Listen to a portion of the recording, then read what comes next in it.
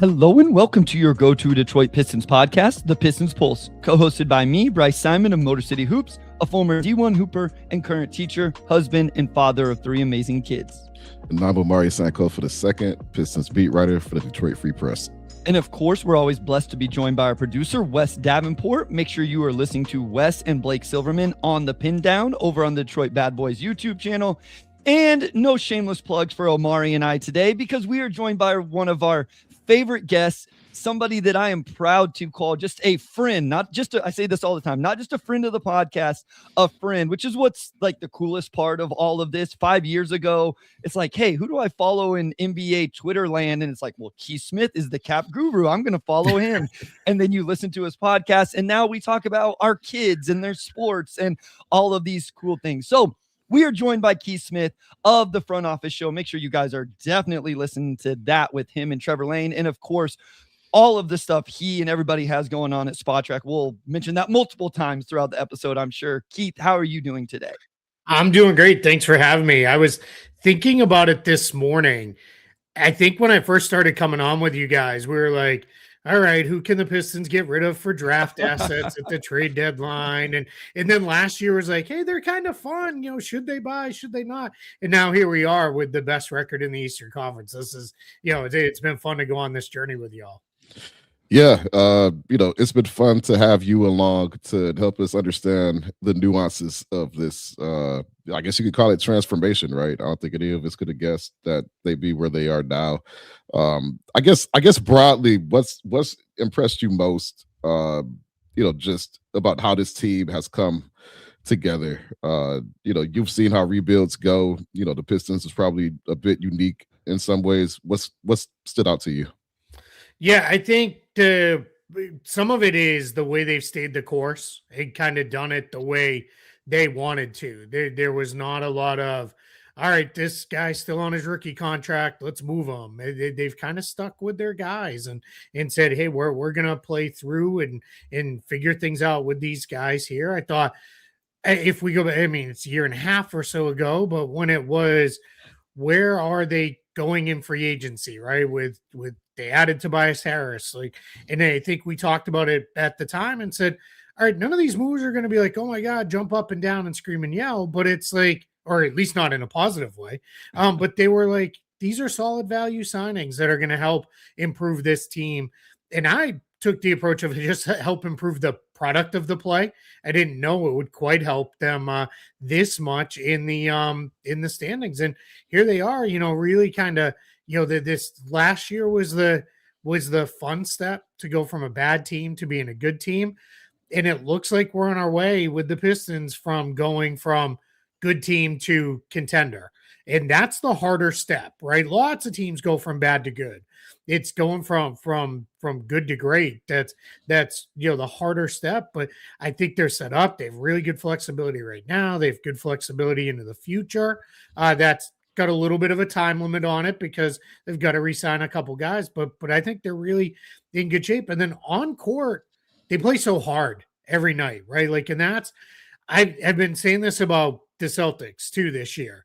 If you show up in the NBA and play really hard every night, you're going to have a chance to win, because let's face it, not every team does that. Some teams just kind of take the night off and call it what it is and you go. So if you show up and play really hard, like last night, they shouldn't even have been in that game, right? And there they are battling the Clippers, who I know the Clippers aren't great, but they've been playing pretty good ball over the last month or so. And it's just a position where just because they play really, really hard night to night, it's good. And I think they're becoming one of those teams that they're going to beat you up a little bit. You're going to be feeling it the next day when you come into it. And it's just kind of one of those things where it's like, all right, we got to deal with these guys now.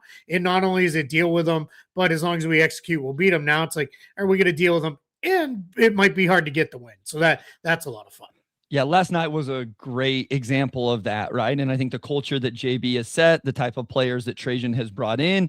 Yeah, I mean, that Clippers team was relatively healthy, right? And we saw the John Collins that they thought they were going to get. And that's a team that is, trying to win games right now. So I thought that was a really impressive performance from them.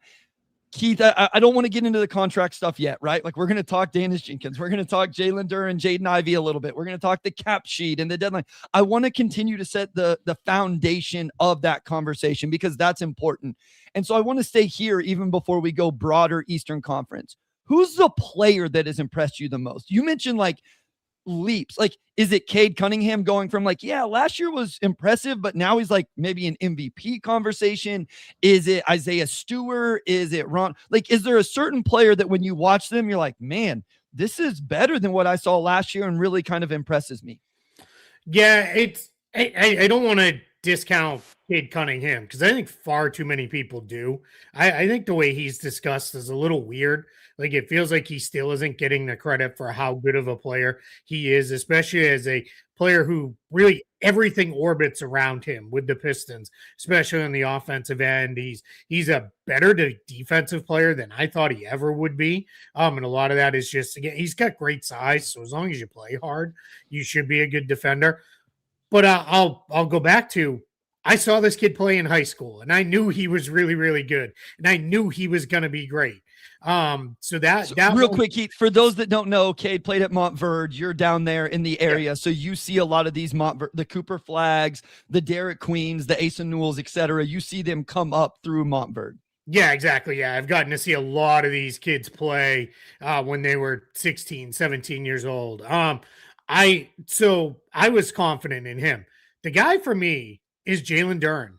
Okay. I have been really impressed with Jalen Duren, and I started to see some of this 2 years ago when the Pistons were still really bad. There were times with Jalen Duren where it's like, okay, he made the right read in pick and roll coverage. He didn't just trail the ball handler and all the way to the rim and let the guy score or leave an open passing lane. He kind of hedged hard and then he recovered. You could see he was starting to put it together. I think Jalen Duren came in super raw and just didn't really know what he was doing. Everything was on instinct and you could see it. And then last year, I thought he took meaningful steps forward. I think now we're in a position where Detroit gets a lot out of him as I don't want to say a facilitator because then people are like, well, isn't it like Jokic a facilitator, which is like a whole different planet?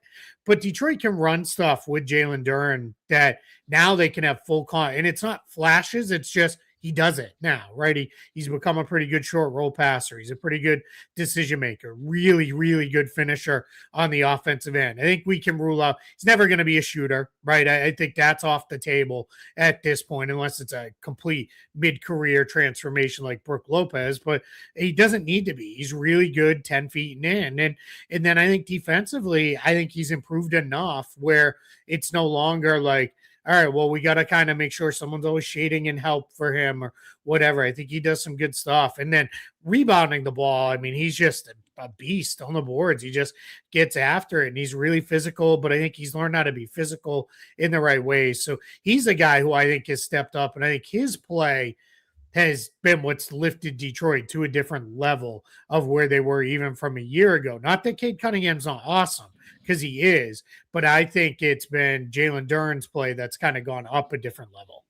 Oh, real fast. Clark Love says, hello, guys. Love your podcast. It's the best Pistons podcast, and I'm watching it live all the way from India.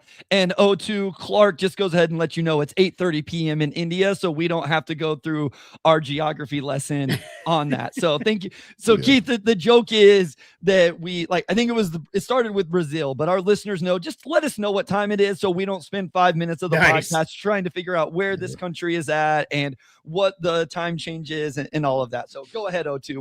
Keep us rolling here. Yeah, I wouldn't have gotten 8:30 p.m. But I would not have. In fairness to you, O2, I would not have got that either. Keith, Kay obviously playing at an MVP level right now. Duren, flirting with his first All-Star appearance. Of the other young guys, who else has stood out and impressed you, especially over the last year as they've made this transformation? Ron Holland, I think has just been really good. I mentioned it multiple times a year ago. I thought they did a great job with him last year of just making sure he played every night. Every night that he was available, he got his minutes. And it wasn't, we're going to force feed him 30 minutes. It wasn't, we're only going to play him 5.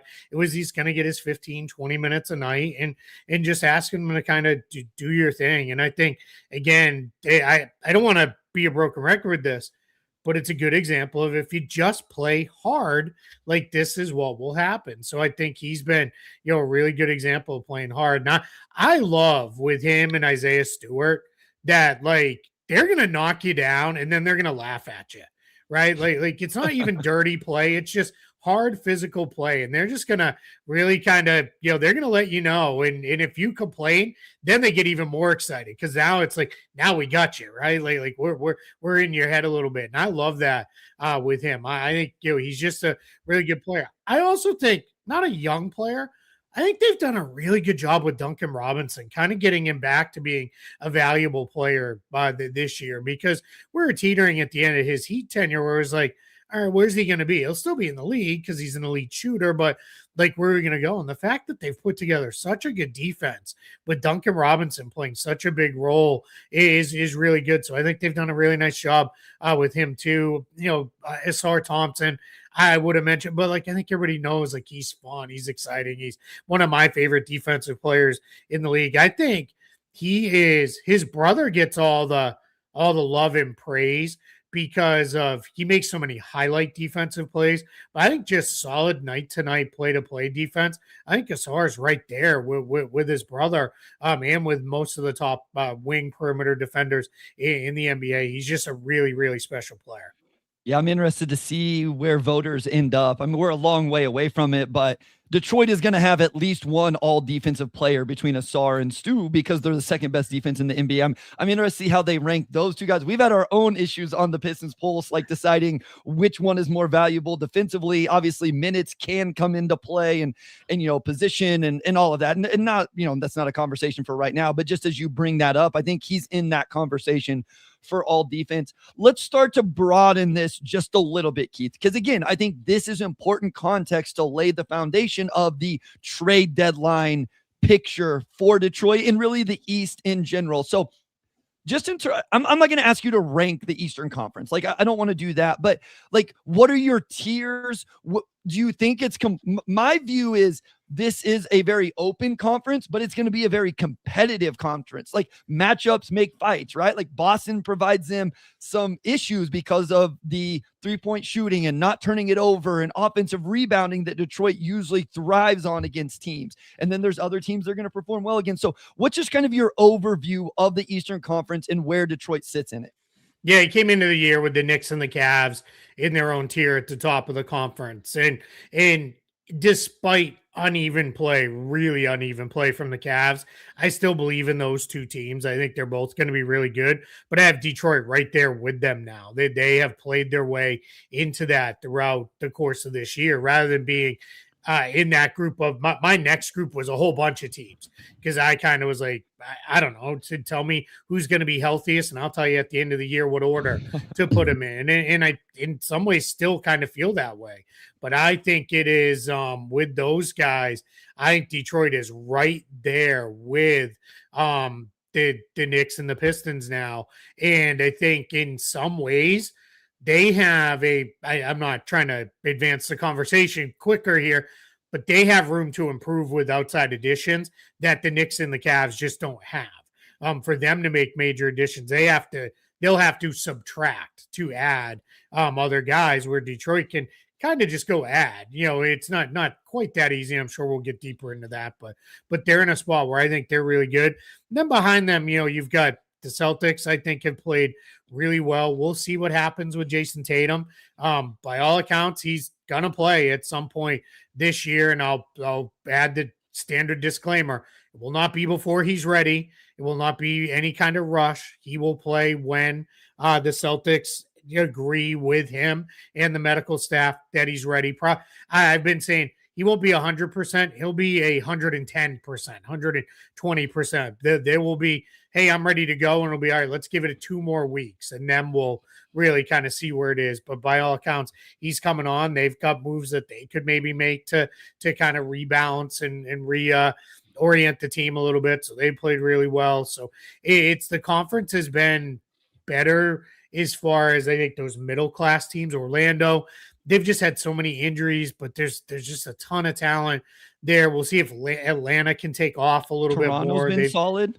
Who's that? Toronto. Yeah, Toronto. Yeah, again, Toronto, another team. Just they play hard every night, right? And if you play hard, you're going to win games. So I think those guys are in a good place. So I think they're in a spot where though the conference is there for the taking, right? Like no one has run away with this. No one feels like they're an overwhelming favorite. So I think Detroit should be in a position where you don't need to go all in and trade everything and make your here's multiple picks going out and 2-3 young guys because we're trying to load up. But I think if you can get into a place where it is, let's find another guy or two to help kind of round out our rotation a little bit. Why not go for it? Because when you're close, you don't know. I mean, you never know what next year will be, right? So if you're close this year, you might as well make a run.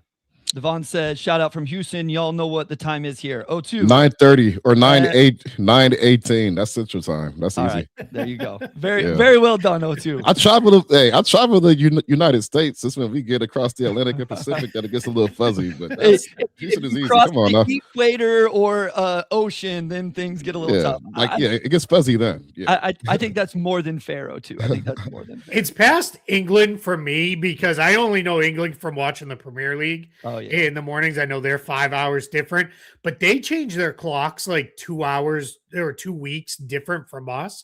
So there's like periods where they're not, where they're a little longer, but it's that's the only one I know for sure. Once you get past there, good luck. Like, and if it's split time zones like we have here in the States, like I know our country, but anywhere else, get out of here. I don't know. It's funny because obviously I have Keith's notifications on for Twitter, and then every once in a while there's a tweet where I was like, the hell is he talking about? Like, I don't know what I don't know what this team is or who that player. And then I realized that it's something like that.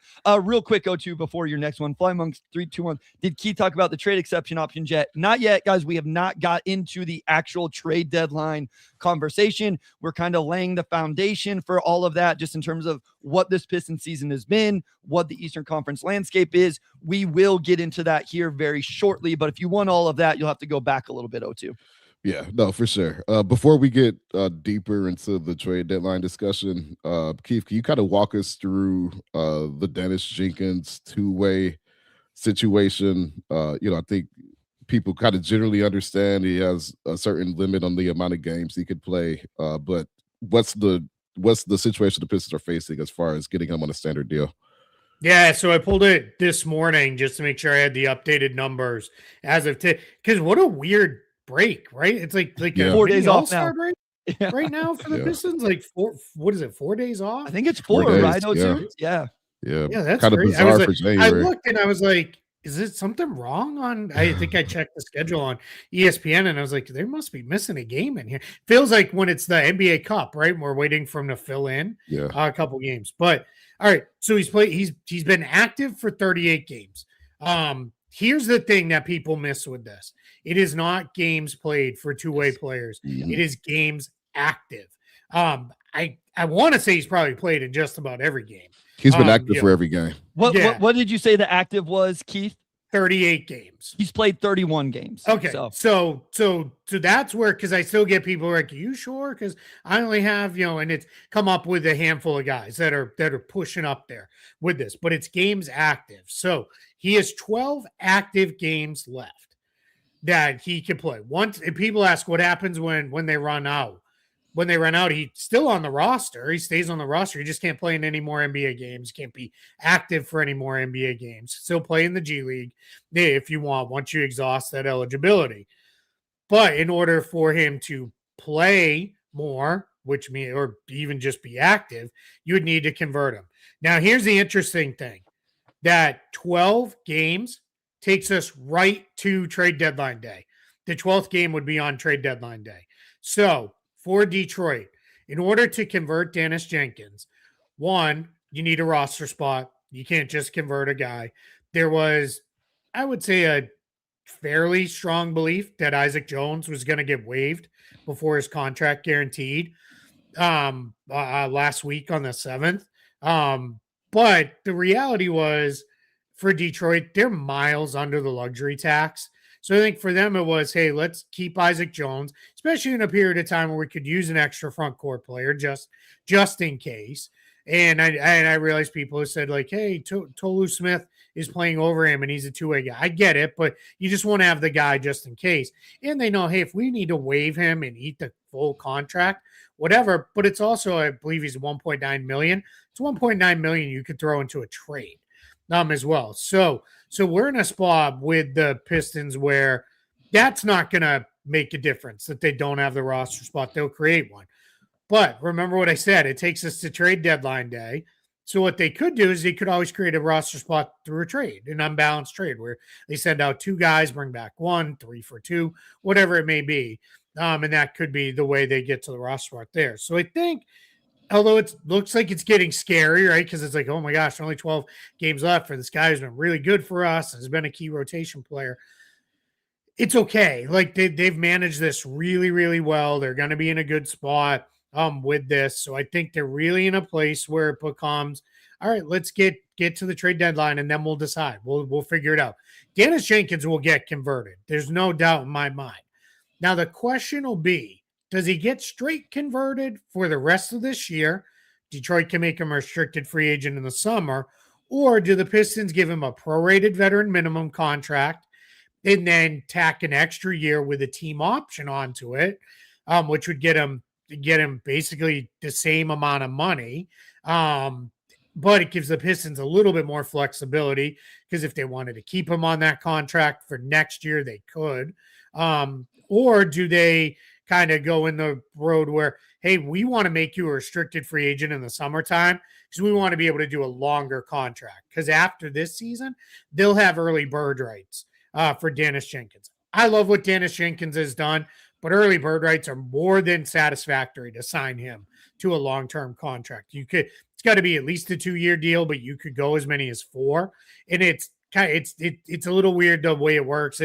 It's the average player salary that it works off of. So just think it's about the mid-level exception. That's kind of the easiest way to keep it there where they could do that. So I think that's where they're in a spot where they've got great flexibility here. And it'll probably be a matter of, do Dennis Jenkins and his representation want to assure we're getting a new contract this summer, or are they a little more open to, all right, if we're on a minimum again for the 26-27 season, it's not the end of the world. But his days on a two-way contract are numbered, and they're probably numbered to 12.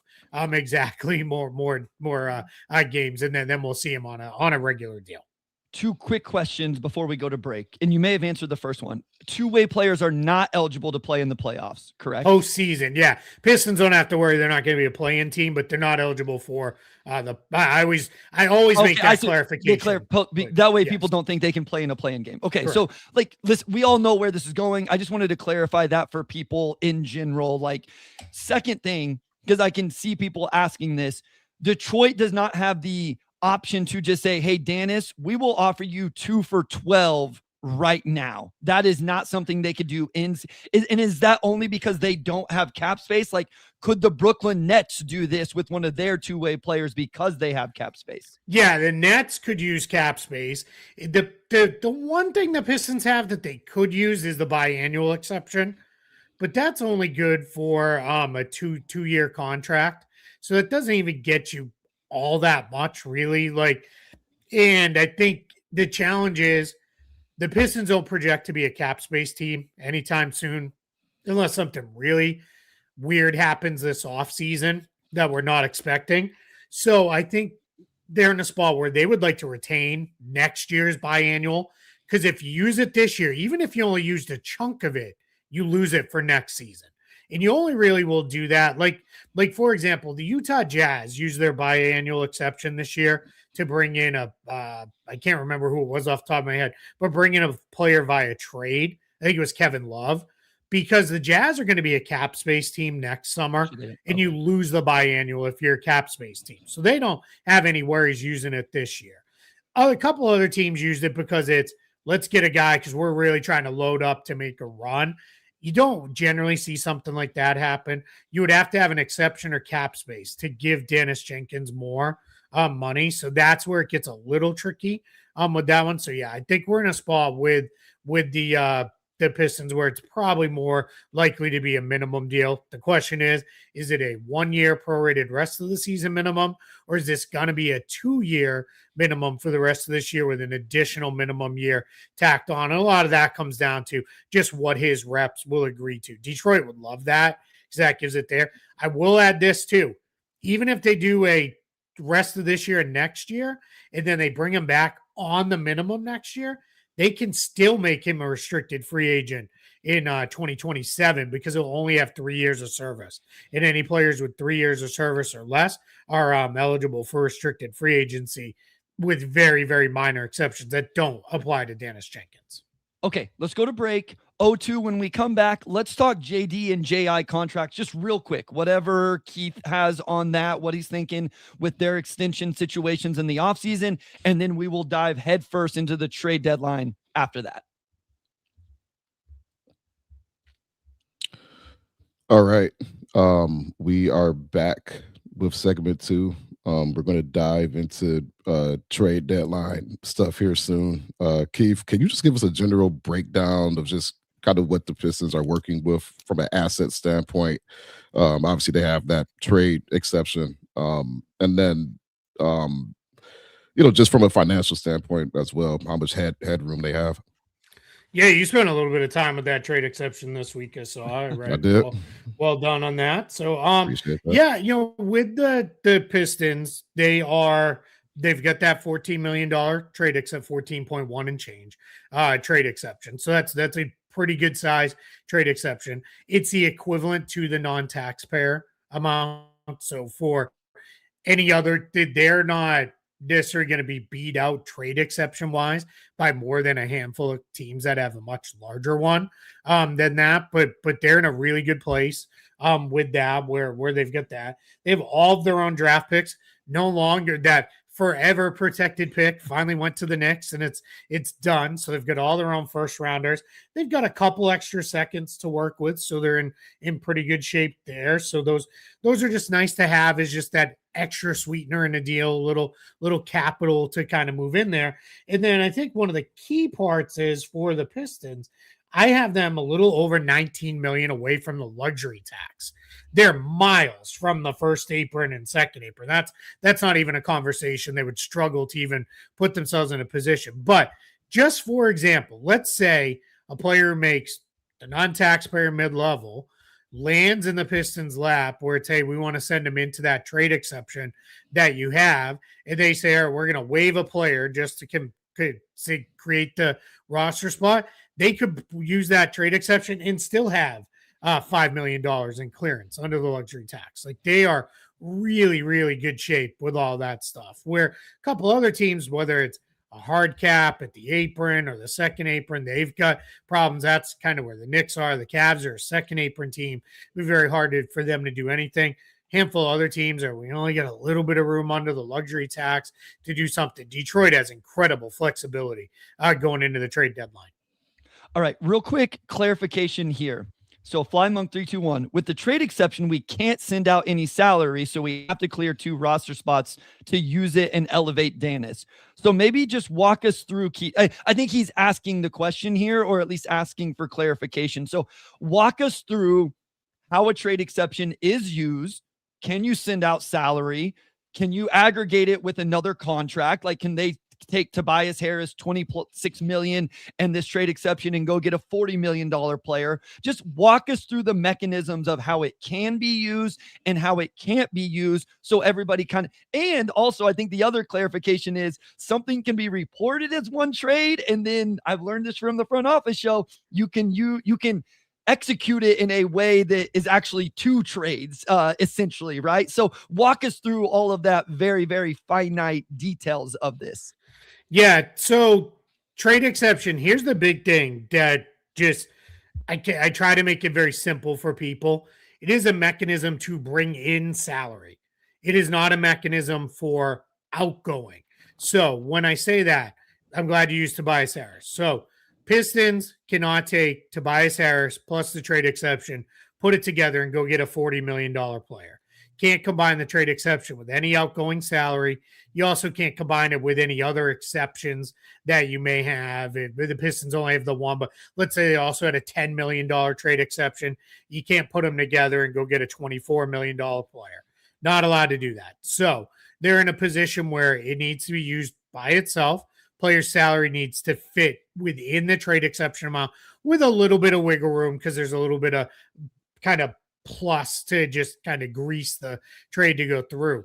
But here's where it's important. Let's say they're in a position where, and I'm making it up, but Tobias Harris and another player going out and they're bringing back money. And it's like, all right, well, Tobias Harris plus this guy was a little bit more than, the two players we're trying to bring back don't necessarily fit. Well, what you do is, as long as one of them fits inside the trade exception, they come in through the trade exception, and then the other guy comes in as the matching salary from the players who are outgoing. And that's where it's important. So what they could do is, like, Tobias Harris in the trade exception for a $20 million player and a $10 million player.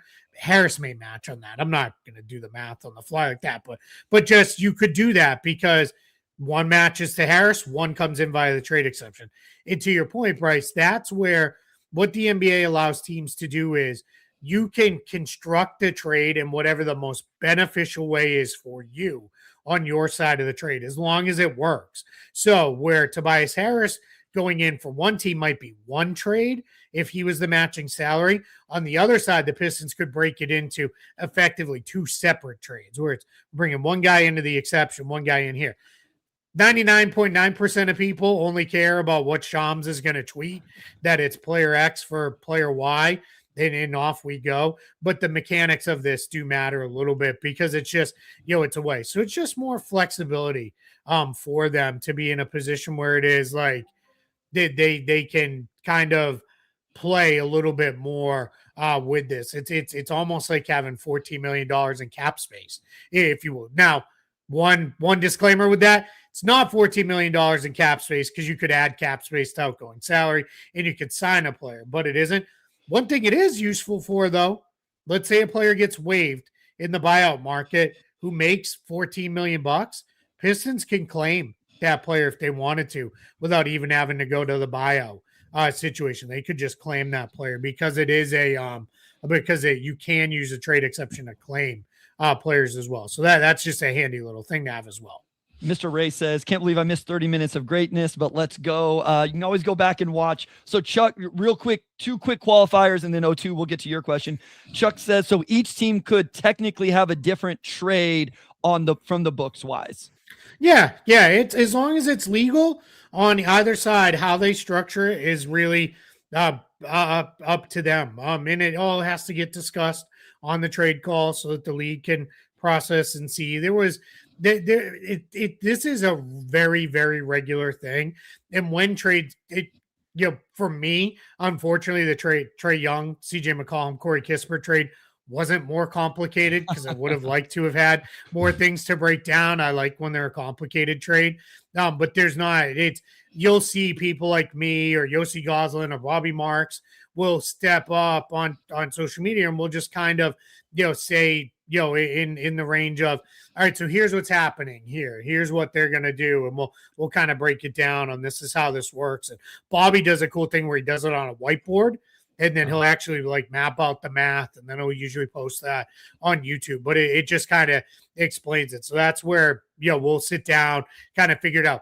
And sometimes there are ways where teams could create a trade exception, but sometimes they simply choose not to. And it might be, we know we're going to lose it in the summer because we're going to be over the cap or under the cap anyway, so it doesn't really matter. But yeah, with that, so that's kind of where we're at with the way teams can structure these trades. And that's an important clarification as well. You only get them for 12 months. As most Pistons know, this is from the Dennis Schroeder to Sacramento. And why that got hung up in Detroit, I think sent some sort of protected second round pick or whatever it was to create this. And that's why they have it. So and it expires in July. Yeah. Great. Yeah. It's not the deadline. It's this summer. So YouTube user said you can send Sasser for Hauser using the TPE. Yeah, that's a great example of one where, right, Marcus Sasser alone doesn't match salary for Sam Hauser, but Marcus Sasser would go to Boston, that's what Boston would actually create a trade exception. Yeah, that's 'Cause value. on their side, they're trading Hauser for Sasser, which is less money. That's how trade exceptions are created.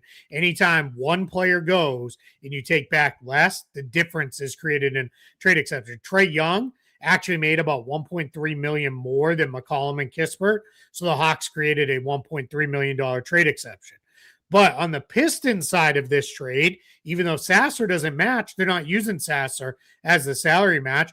The Pistons would also create a small trade exception for Marcus Sasser because they're technically sending him for no money back because Hauser's coming in via the trade exception. So it gets super complicated, but that's how trade exceptions can work. And I'll say this too, because I get this every time I tweet that one's been created. Some random dude, Joe Bunch of Numbers replies on Twitter, who cares? These things never get used. And it's absolutely not true.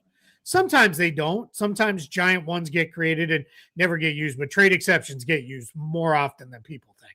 And if Hauser wouldn't take up the full 14, so Detroit would keep the extra 4 million or whatever, right? Yep, okay. Absolutely, yeah. Yep. Last one, and then we can move on. Big Dog Pistons. If CJ is bought out, can the Pistons offer him the 14 million? This is where where your clarification of this is not cap space. This is not like the biannual. Like to your point, the those exceptions can now be used as trade exceptions. Yeah, but that's new. Those are used for bringing in cap space, used as cap space. Actual true trade exception cannot be. Yeah, true trade exception is it's got to be used via trade or a waiver claim. And even in the case of CJ McCollum, let's say he's not going to, but let's just say he woke up, felt very charitable and said, hey, Atlanta, you can have 25 million back and I'll only take, $5 million. The Pistons couldn't claim him for 5 million. You claim the full value of the contract. So the only team that would have 5 million in dead money on their books would be the Hawks in this case. You can't kind of do that. So that's kind of how that all works. It gets very complicated, but but trade exceptions for trades or waiver claims, not signings. Okay. O2, you can go now. All right. Thank you for that very thorough explainer. Going back to a point you made earlier, Keith, you mentioned the Eastern Conference is wide open. Pistons obviously have a 3 or 4 game lead for that number 1 spot. But they sort of have this window now where you're talented, you're flexible, and there's just potentially a conference finals appearance just waiting to be taken. For you, what level of swing feels necessary to you? If they just went trade exception, we're going to add, say Sam Hauser or whoever, and add some more shooting just to support the guys, or would it be more on the level of a Michael Porter Jr. Or maybe even beyond that? Sort of, where do you fall on that? Yeah, I said this on Twitter the other day because you guys know how it is. You tweet about one thing, and then the next thing you know, you're involved in a 3-hour-long discussion, right? Which is good when people are respectful, even if you disagree. It's great, right? That's how it should work. And there are times when people have made me think differently on things. One thing I tweeted though, and I left kind of the whole idea of because it seems to me, and I'm sure you guys are close. Well, I know you're far closer to it, and you get a lot more of it than I do.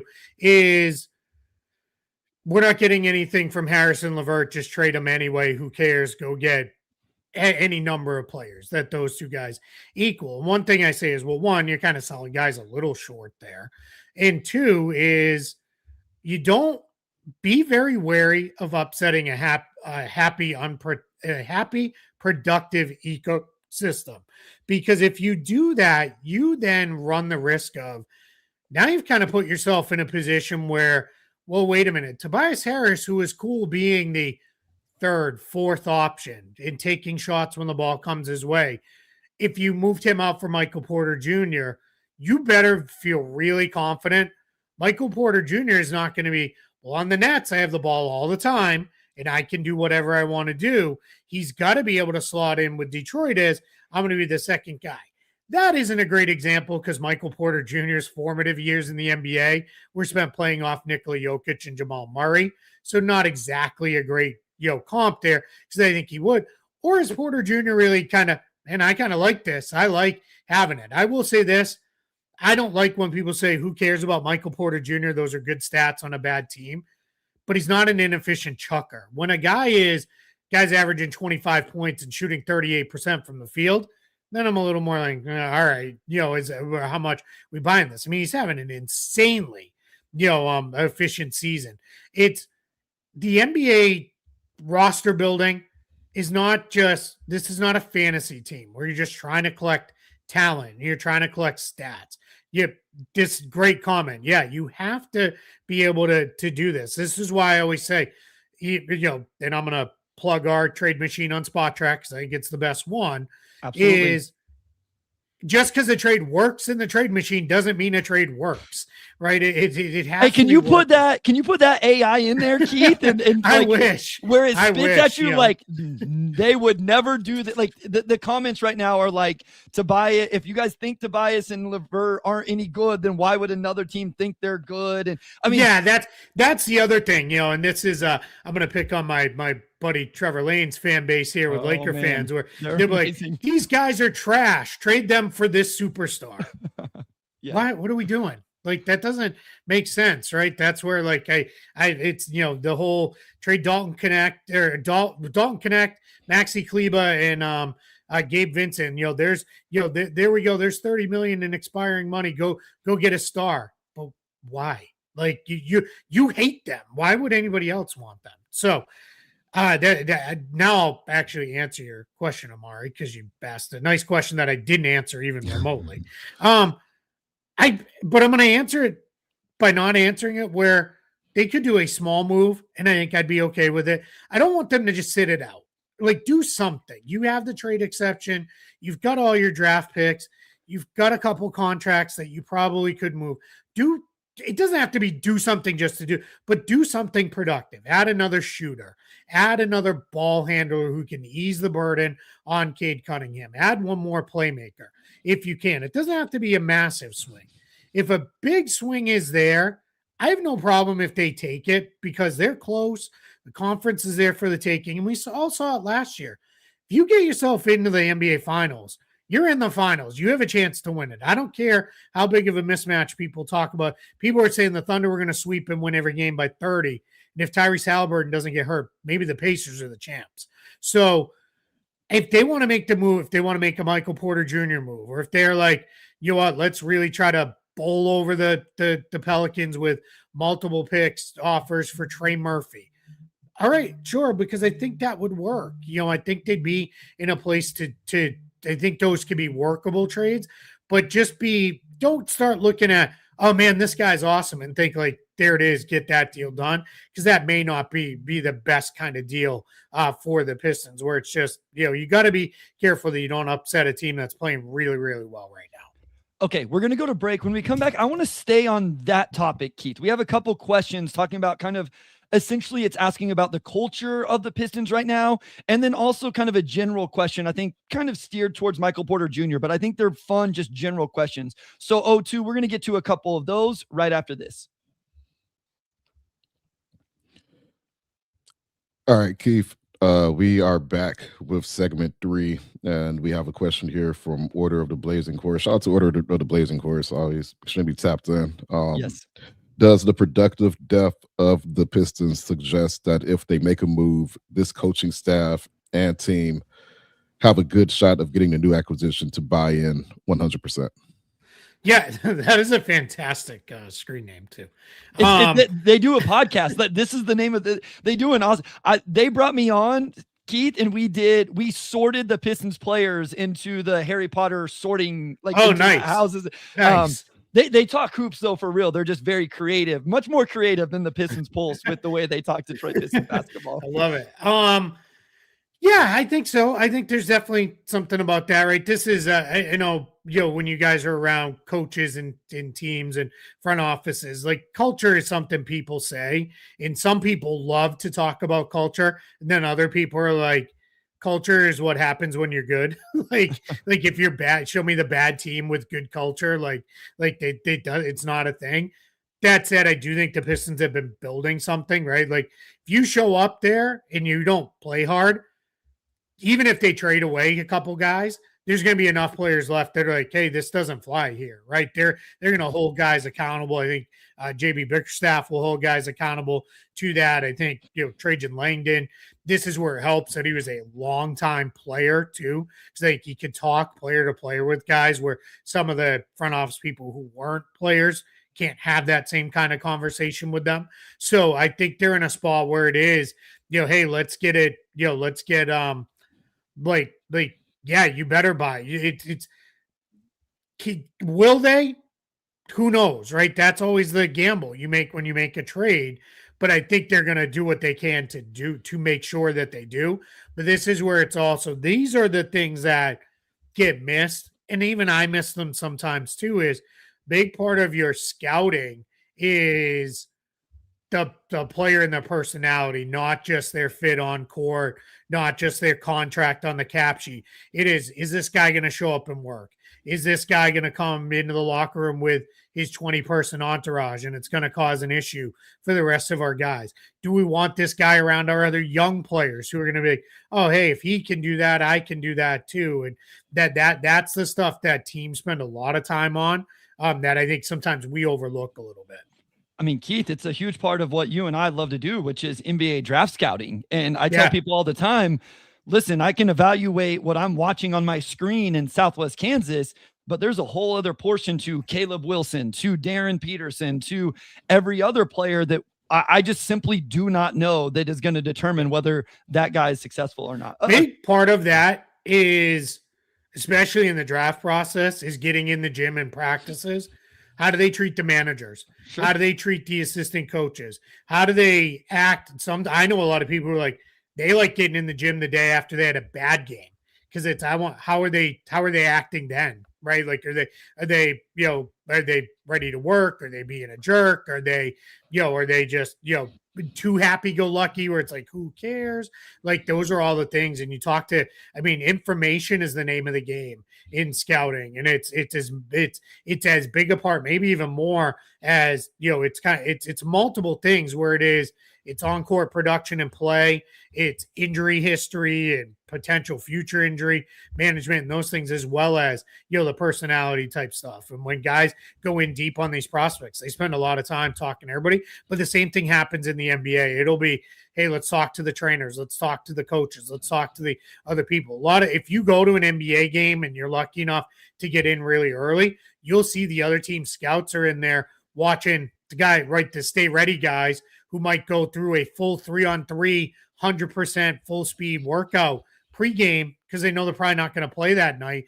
That's how they get in. How do those guys work? So that is a huge, huge part of it. For sure. Keith, we have a lot of Jaden Ivey clamor.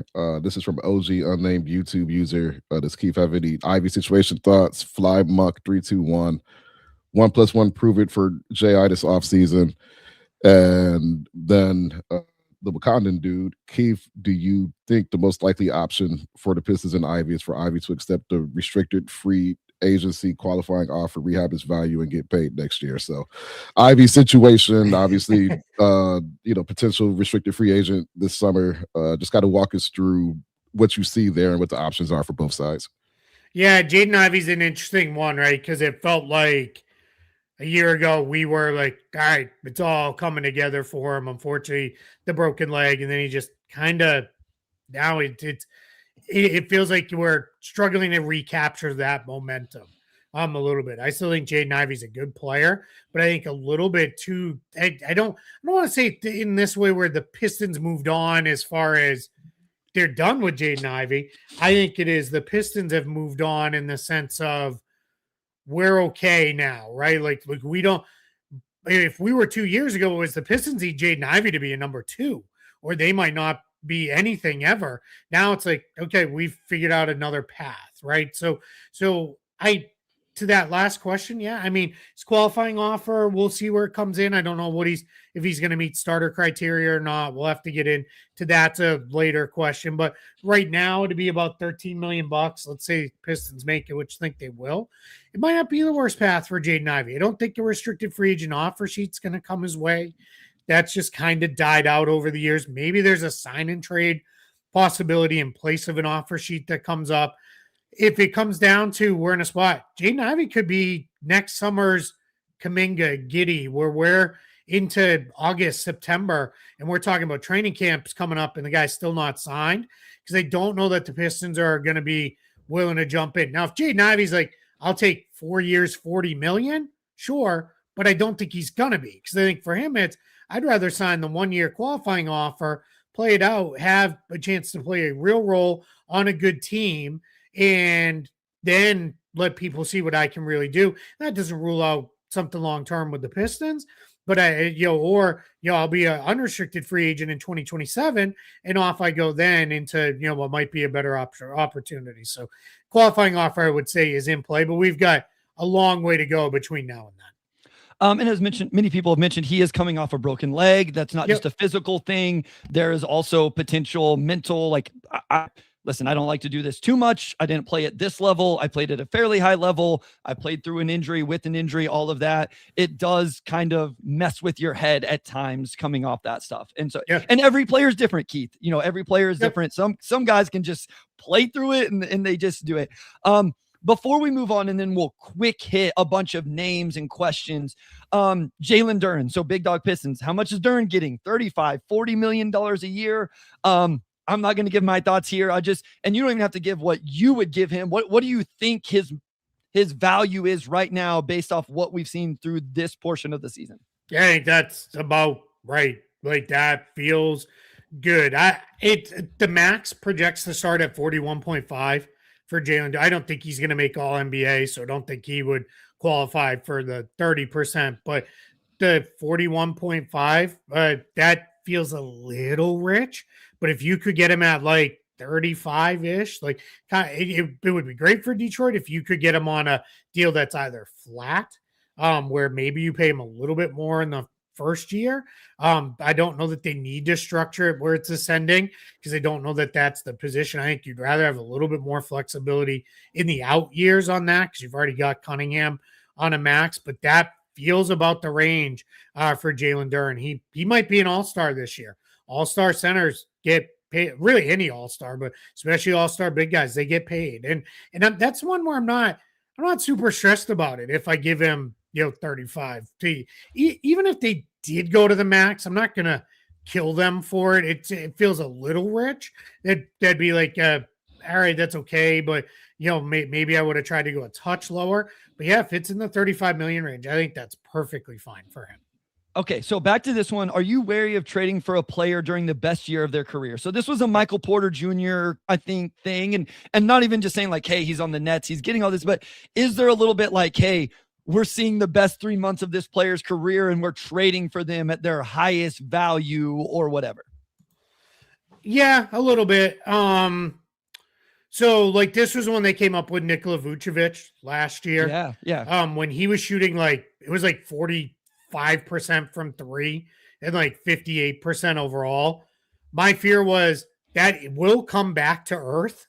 And if you trade for him and it comes back to earth, you're going to get killed by your fans because they're going to be like, why is he now shooting? He was at 45% from three and now he's shooting 30%. Where on the year, it's 40% from three and it's pretty good, but you're going to get beat up by people because it's hey, what happened here? What did we trade for? So that part I worry about a little bit. But Michael Porter Jr. he's always been really efficient. Now, I mean, I'm not gonna. Maybe you, Bryce, could be efficient playing with Jokic. I was gonna say I could be. That's going a little too far. But you could actually play. So that would probably be all right. Omari, you're probably better than I am too. So you might be able to get a few buckets playing with Jokic. But it's easy to be efficient with Jokic, right? Like you're probably gonna be. But that has continued. He's been really efficient with the Nets. And what's changed is now the efficiency is paired with higher volume. He's taking way more shots than ever from three. He's taking more shots, period. He's getting to the line more because he is the primary option. Again, as long as he could scale that back a little, he doesn't have to scale it back to his Denver role. But that's where a guy like Porter, yeah. But if it is completely out of nowhere production, I am a little bit wary of that, especially if it's a guy also going into any kind of contract type situation, then I'm really nervous because that gets really tough if all of a sudden there's a drop off.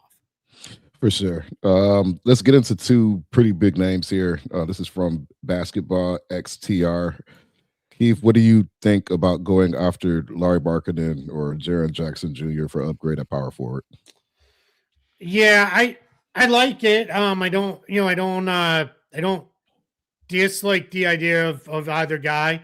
It's just going to cost a lot. This is your all-in move, and you better be certain you're getting it right. With that,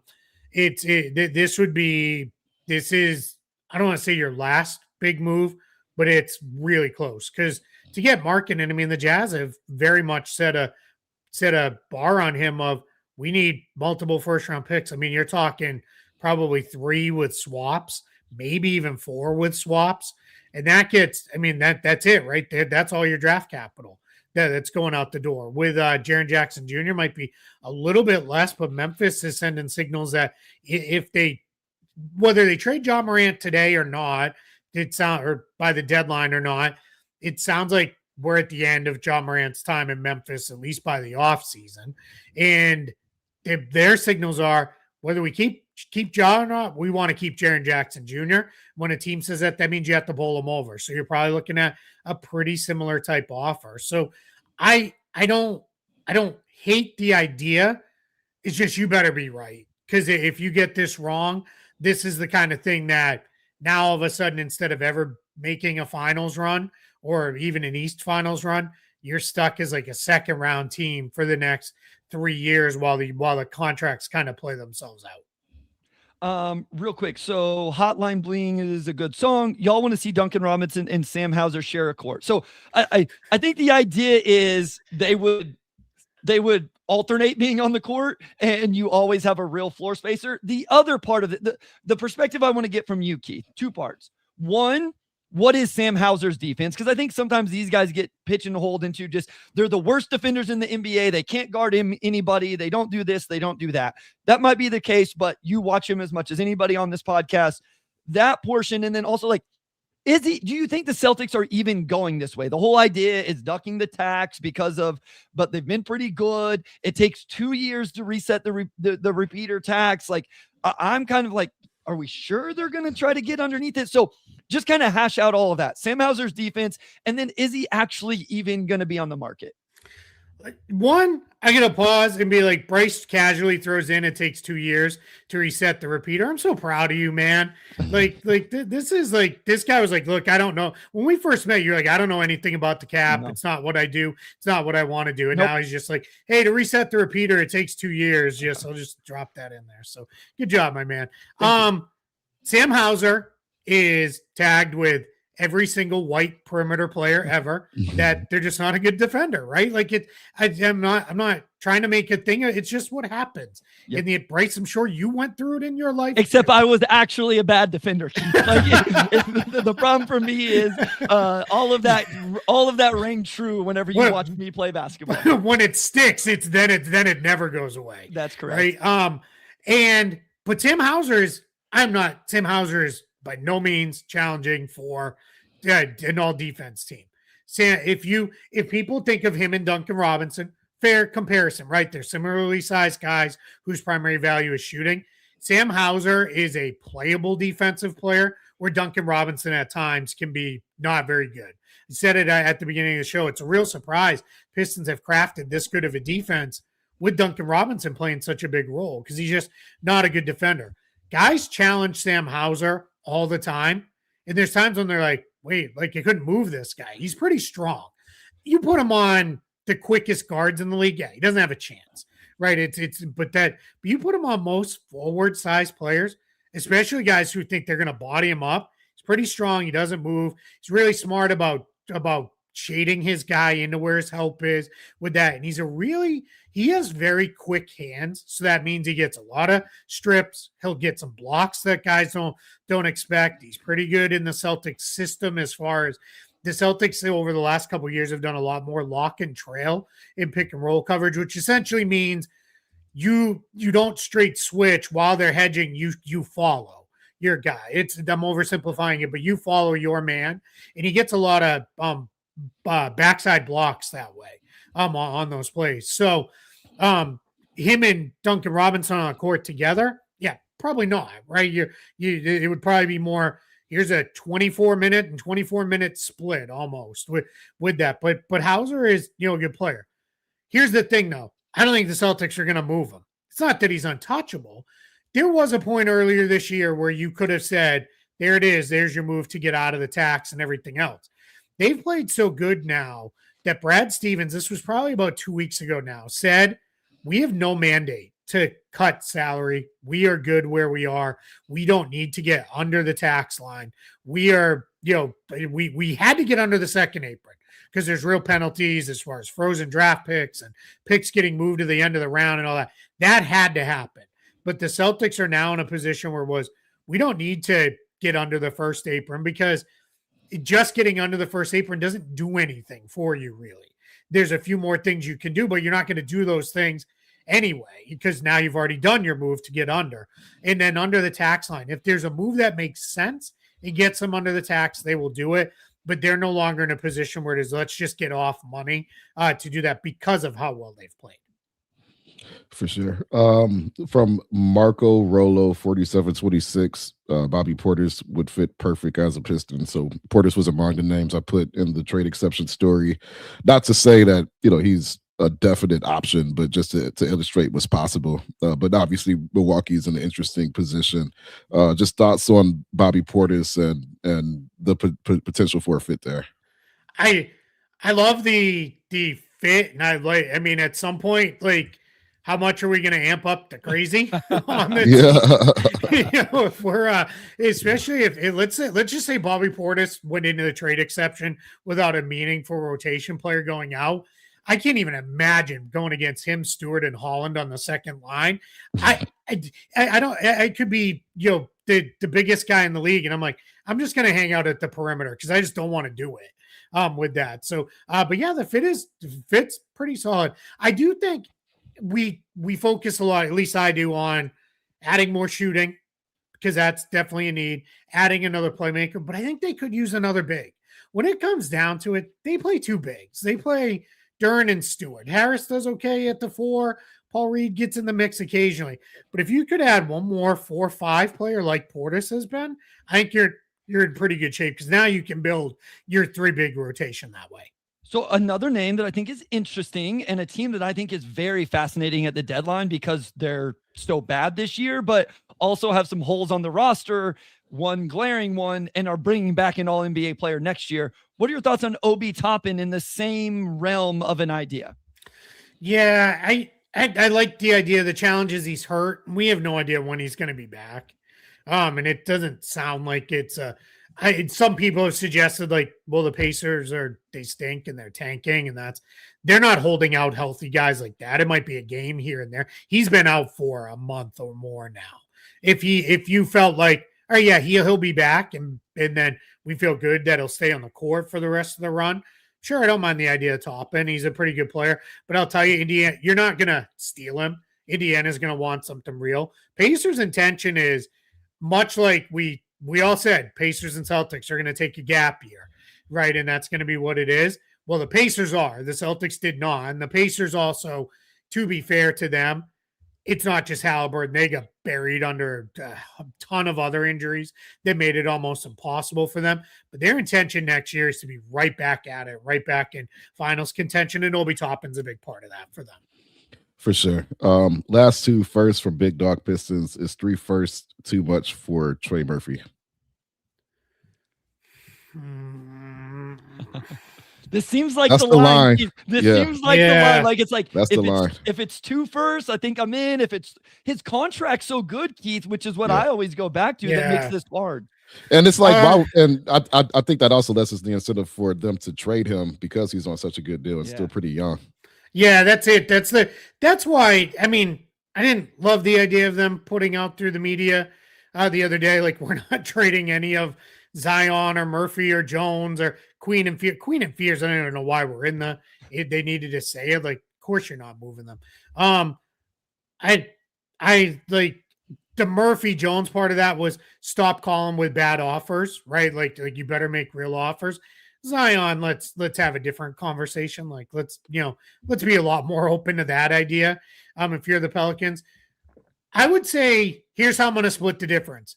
I would do 2 in a protected, 2 in like lottery protected, with the last one being lottery protected, where if everything goes sideways and it all falls apart on us, let's go 2 in a protected. I would do two unprotected and no swaps if I'm doing that. Or if they're like 2 in a swap, all right, I'm open to that idea. Because here's the reality. If I'm Detroit, thinking I'm giving up picks that are all 25 or later, sure, right? Like they're going to be 25 or later in each of the next 3 rounds. And yeah, I want to be able to have stuff to backfill as some other guys move along, but I've kind of got my core in place. So that's has to be part of the equation as well. You're not acquiring a guy who might just walk away. MB Well says, what are the dynamics of the exception policy? Guys, we covered that for probably 15 minutes. So if you're joining us late, like I'm not trying to be rude, I'm just saying, like, go back to the around 30-minute mark of the podcast, and you're going to get like the most detailed version, nerdy, and with all due respect to us, breakdown of how a trade exception works. Okay, we did get a super chat here. Thank you so much from Christopher. Chances that Cade gets some all defensive team votes? I would guess not. My biggest thing is, like, even though they're second in defense, I think Asar and Stu are going to get all of that attention. And honestly, I think Ron Holland would start to get some of that attention even before Cade. Yep. I've said this multiple times. We did it on Game Theory the other day. Cade is a real defender for a primary option. I don't think he's that level of defender. I do want to ask you this real quick, Keith, though, like, is he first team all NBA, you think, right now? Like, is he top 5? And yeah. I mean, it's so wonky now with the eligibility stuff, but it's like, if he finishes first team NBA, I'm not really going to be like, oh God, what happened here? He might get squeezed if somebody ends up eligible that we don't expect to. But he's right there. Like, it's, second at worst. For him. Yeah, I have no issues with that at all, because when you are all credit to the other Pistons, when you are the driving factor for a first place team, that has to be consideration. And in that vein, he's gonna be on MVP ballots too. Yeah, like it's gonna be there. To the all defense thing, you're absolutely right. Nobody gets 3 guys getting votes for all defense unless you are like the Thunder this year, which are historically good defense. The Pistons are a good defense, but they're not there. So those will go to Thompson and Stewart. Real quick, Christopher, thank you so much for the super chat, though. We really appreciate it. Okay, truly last one here, Keith, and then we'll get you out, let you get on with your Sunday. Lots of playoff football today.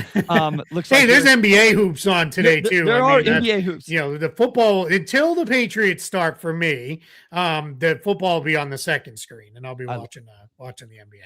I love it. This is my first weekend in a while of playoffs where it's like, this is stress-free. I'm just watching and enjoying football. I don't Keith, have you seen an uptick in interest in the Pistons nationally? So you do a national podcast, you contribute to a national website that everybody should be using. That's where I go whenever I want to do a trade or whatever.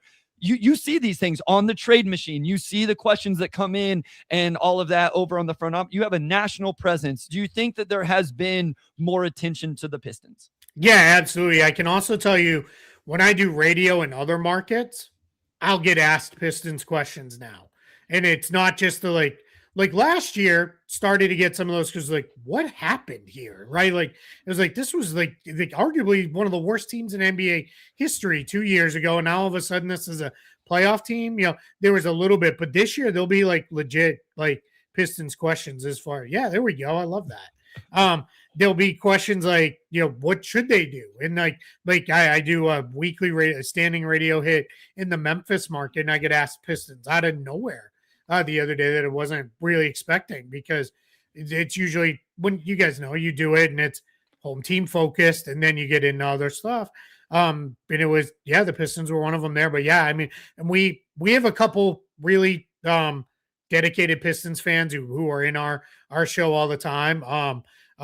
which is great. Like we love seeing them when they pop in with us. So we have a great time with those guys. But what's been funny is it's like I started at the beginning. They used to pop in with like, please give me something, some level of hope, like some reason to care, like some reason to love again. And now it's like, hey, should we do this? And it's really cool. I think Detroit they're one of those NBA fan bases where it's really smart fans. And when the team's not good, it's not that they don't care. They just get super frustrated. And it's like for so long, it was like, what are we doing here? And they were one of the proud franchises in the NBA for a very long time too. And now I think it's back to like let's go. And I think the budding Pistons Knicks rivalry is fantastic. I love that. They go at it back and forth because I think that's really good. The league is best when we're in a spot where teams kind of get into it. And how we get into it is you got to have some playoff battles, right? Yes. Like that's when you develop a very healthy and dislike for the other side, right? That's where you get there. So yeah, I think they're definitely they're on a national level. They're still not quite there yet, and it's still. I mean, it's some teams can be bad and they're still going to get their games. I mean, the Knicks played on Christmas for decades when they weren't good. The Lakers were horrible and were in the night slot every night for years. But the Pistons are making their way. So I think it's really good. All right, Keith, as we let you go here, let people know where they can find you on socials, obviously Spot Track, NBA Front Office Show, all of that. Yeah, you can find me at Keith Smith NBA on Twitter or Blue Sky. I'm trying to be active on both as much as I can be. With that, you can find all my written work on spottrack.com that we've got up right now because 10-day contracts started with this past week. So there's stuff up there about 10-day call-up guys to watch. I did a whole thing on guarantees with that. I'll have over the next coming weeks leading into the trade deadline, I will have trade value pieces coming up, best value, worst value things, a whole trade primer. It'll be broken up east and west. With that, we're just kind of breaking down what the teams are doing. And then if you like a lot of what we got into here, roster stuff and all that, NBA Front Office Show with Trevor Lane and I, we talk all the latest news and notes around the league.